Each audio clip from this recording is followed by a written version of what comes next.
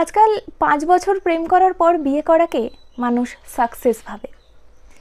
অমুকে এতদিন প্রেম করে বিয়ে করেছে, তমুকে এত কষ্ট বা স্যাক্রিফাইস করে বিয়ে করেছে, কত জোশ তাদের।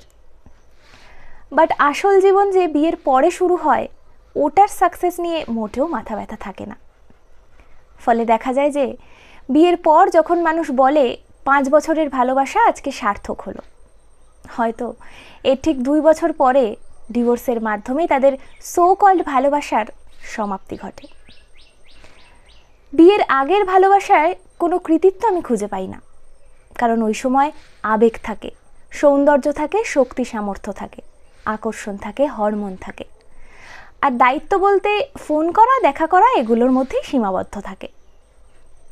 এই কন্ডিশনে প্রেম করতে বা ভালোবাসতে কোনো হিউম্যান কোয়ালিটির দরকার পড়ে না, সবাই পারবে।